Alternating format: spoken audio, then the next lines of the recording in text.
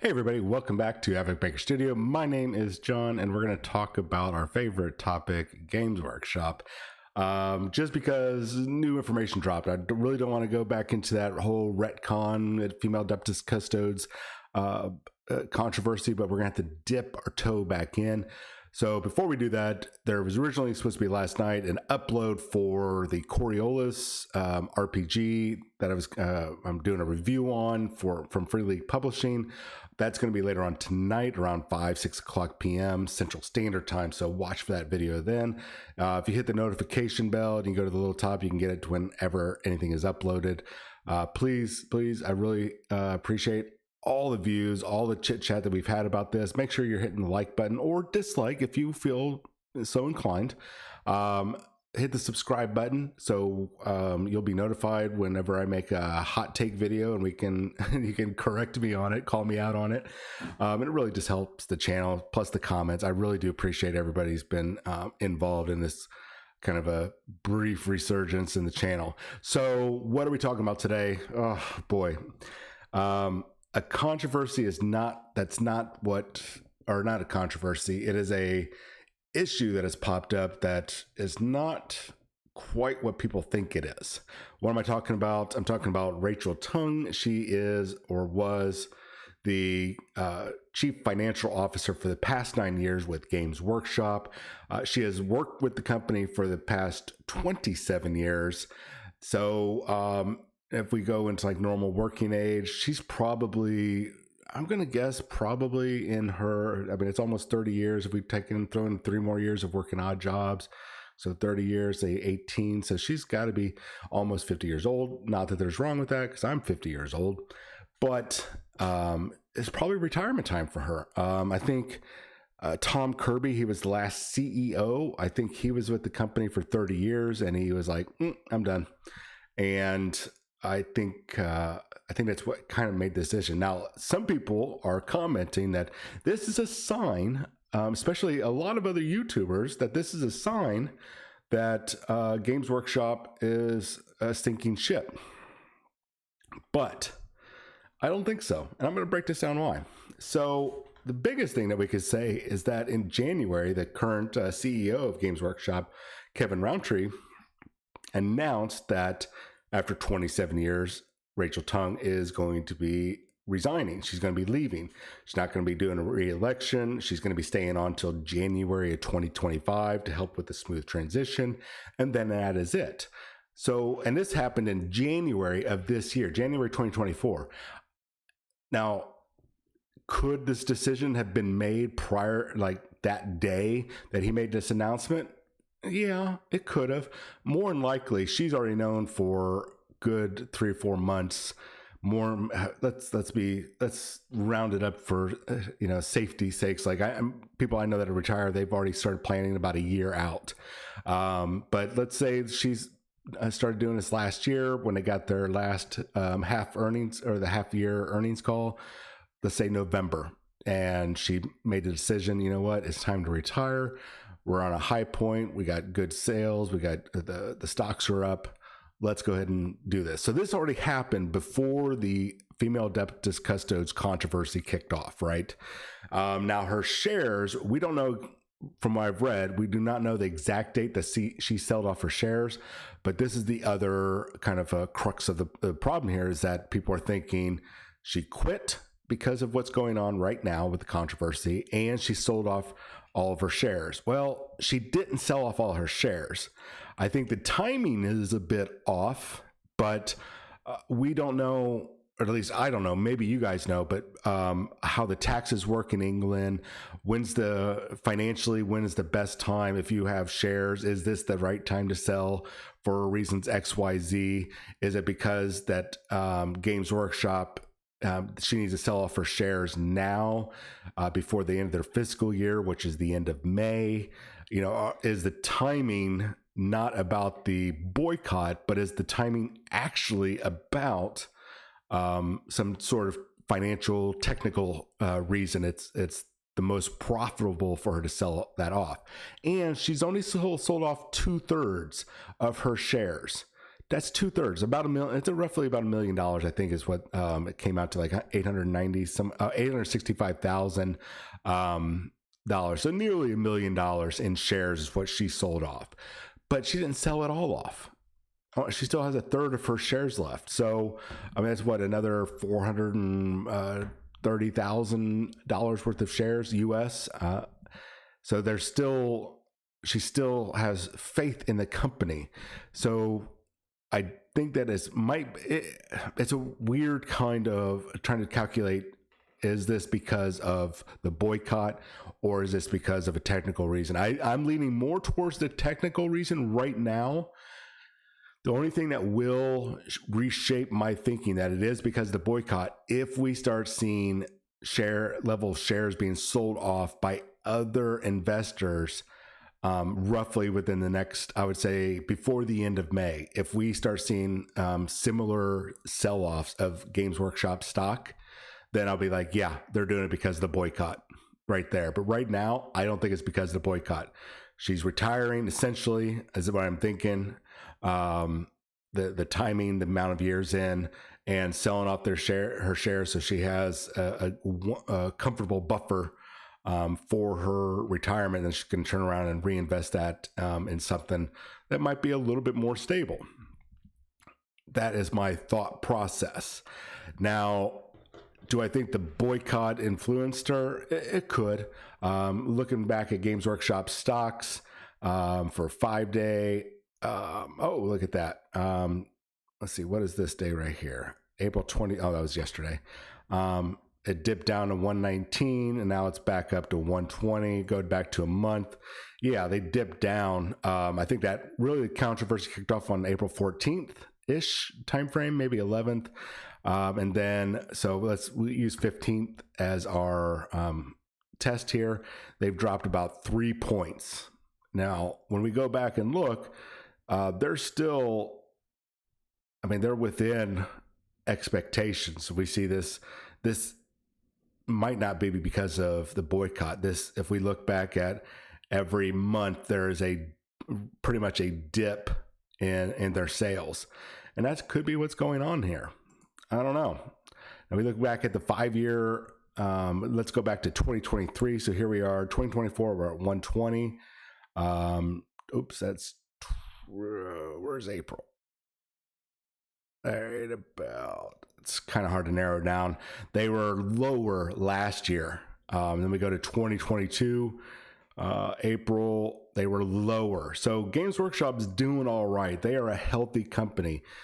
They are up pretty good percentage wise. Now, this dip that we're seeing right now, I can agree. It's large. I would say it's largely in regards to the boycott, but is it a sign of the apocalypse that the rats are leaving the sinking ship? Like some people are making out the CFO leaving and her selling off her shares. Is this a sign? Is it possible? Yeah. Is it probable? No. I think that the problem, and I've got no scientific, I'm not sitting here trying to calculate things. I'm going based on just some common sense thinking here. I'm not using some sort of trigonometry, or not trigonometry, some calculus or some accounting, accounting formulas for probability of all this stuff going on. It's kind of a gut feeling based on experience and just kind of how my thought process is going. So is this right here a big deal? No. I still don't think that the female Adeptus Custodes controversy is a big deal. I think that the way that they handled it is the big deal. They handled it poorly. Even the retconning, I think that they should have done, instead of going, hey, they've always been there, or just throwing them in and hoping we wouldn't notice, or we would just go along with the flow. What they should have done is had some sort of short story prior to this or alongside this that maybe I'm just going to use Belisarius Cole as an example, that he's like, hey, by the way, guys, these past 10,000 years, I had a chance to look at the creation of Custodes when I was trying to figure out how to make the Space Marines better. And you can now make female Custodes. Here's the formula. You can do it now. It works. And then that's how we get the new female Custodes. I know that's a little rough, but I think something along that lines would have been okay. The way they've done it, it's like it's always been there, like that meme where it's like two astronauts are looking at the Earth, and one's like, "Has it always? Is it always been like that?" And the person behind him is like saying something along the lines of, "It always has been." That's kind of what Games Workshop did, and it's cheeky, it's funny, it's just poorly executed, especially in this environment where the thought of DEI infringing or creeping upon our favorite franchises, it's bad. There's a fear of it in a sense. I'm not saying people are phobic, but there's just this, please don't ruin this.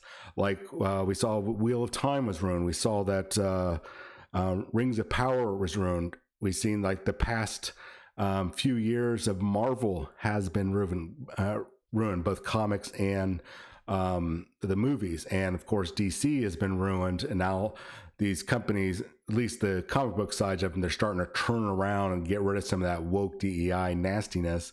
It's starting to just disappear without any say so, no, flag waving, no virtue signaling. But we'd see the other companies that have done this. I'll call it virtue signaling. I'll agree with you guys on that with the female custodes, that we've seen what happens when a company virtue signals, in a sense. Now this, I wouldn't say this is like other companies virtue signaling, but it's like Games Workshop's way of just sliding it in there and stepping back, make sure nobody, so they can't catch any flag. They're just like, here you go, and backs off. But we've seen it with companies like Bud Light, Nike, Target. Goodness, why can't I think of a few others? I just had these spouting off in my head. Well, any video game company out there right now that's using Sweet Baby Inc. or any of those other DEI consultant firms, anything that Activision or Blizzard has done in the past few years, Ubisoft with their horrible pirate game that came out, that's a quadruple A title for $70. I think people are they're fed up, and they're pushing back finally after years and years of being under the thumb of DEI and equity and all that kind of stuff. People are fed up. Regular common people that were already there supporting them, like, hey, we got your back, okay. Until you started stepping on their toes, until they started, pissing in their cereal bowl, whatever, however you want to word it. People are fed up and they're boycotting. Now, Games Workshop's boycott is not as bad as the other ones. Games Workshop has not lost billions and billions of dollars. I doubt they've even lost hundreds of millions. But they are facing a crisis right now, and it will blow over. But how long it takes for that crisis to blow over is up to how Games Workshop handles this, and how the stamina of the fans, the customers, is our stamina good, well, or strong enough that we can keep pushing, or are we just going to turn around and go, okay, we've roared, we've said our piece, nothing's happening. I'm still going to buy models. I'm still going to play the game. Nothing has happened, and then move on.